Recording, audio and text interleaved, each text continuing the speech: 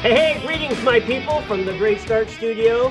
Well, my dreams are coming true, and I have got another drumstick illustration. I keep teaching, and I keep coming across these things that I use in this explanation and illustration, somehow a visualization. If anything I talk to you about in any of these videos speaks to you, click a like, subscribe, just be cool and do that. It really helps me get my work out there. What I want to talk to you today, a drumstick or two, is that I want to talk about work and inspiration. One end is work. You hear people bring this stuff up all the time. Work and inspiration. And so you get this idea that somehow you want to be inspired, and then you can practice the most efficiently. And then the other idea is that you just do the work, right? And maybe you're not inspired. These kind of poles are always pulling at each other. Excuse me. These kind of poles are always pulling at each other, and you can feel it out there in the drum groups and people talking. But once again, you want to be a full spectrum person. You don't want to rely on just one end of that spectrum. And I'll explain to you how it is that I approach this. There's an inspiration that happens out of the blue. Like all of a sudden, you'll just be inspired. You'll just start singing something. You go, I got to get on the drums. I got to work that out. Let me tell you a little story.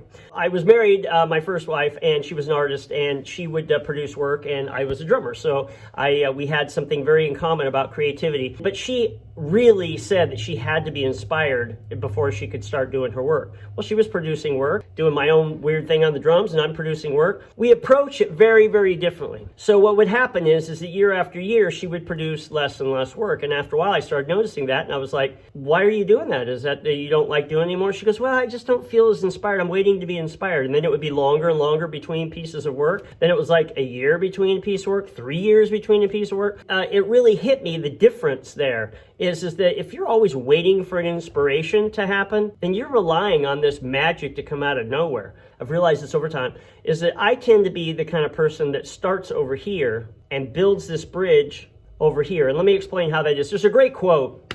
It's in my series. Once again, if you want to deep dive into any of these ideas, get the series. I mean, just get it. I mean, stop fooling around. Just get it. The series walks through all this stuff, but of course I'm a quote maniac and I've read more quote books than anything, so I can't talk without a quote. So there's a great quote where it basically says that just as appetite comes from eating, let's think about that for a second, just as appetite comes from eating, so does work bring inspiration.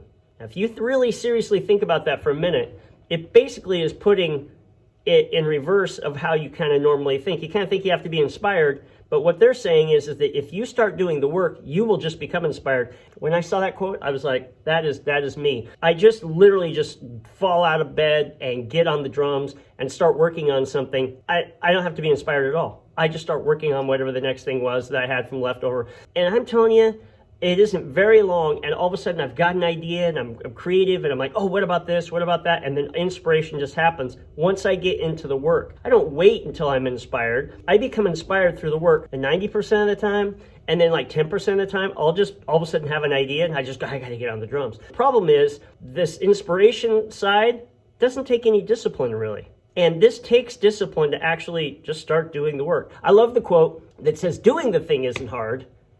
Deciding to do the thing is hard, which means it isn't really hard to practice. It's hard to decide to actually physically get your body behind the drums and put some sticks in your hands. The parents are always asking me, right? Hey, what can I do to help, for the lessons? And I go, just get the sticks in their hands.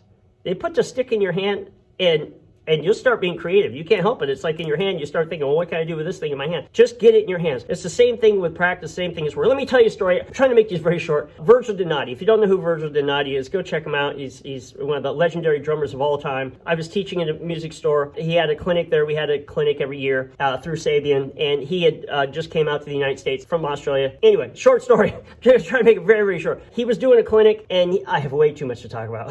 I can talk about Virgil, but so let's just back up. I have a video on that. If you want to check out a video about Virgil, yeah, just look it up under my site there. He's doing the clinic, and a kid asks, Virgil, I know that you're always talking about practice and, how important it is, but what if it isn't any fun? And strangely enough, it got actually really uncomfortable. I've never been in a clinic where it actually kind of got uncomfortable. He actually was, he was kind of upset. I think he just took it personal. It was weird, and he just went kind of on a rant. This kid's a poor kid. And he basically, to sum it up, was saying, look, practice is work.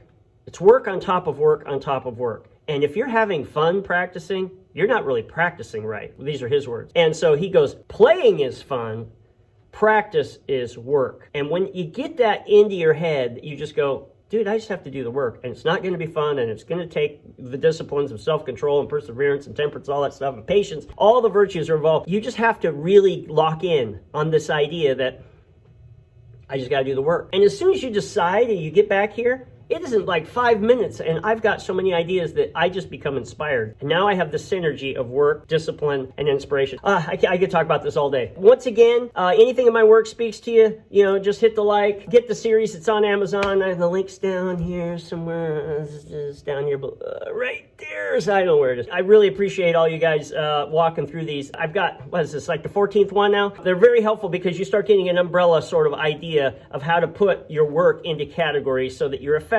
Once again, a full spectrum person. We have both ends of these spectrums. I would rather you spend more energy on this end because of the discipline of it. You want to hang on to inspiration. Like, you want to be looking for it. It's the lightning.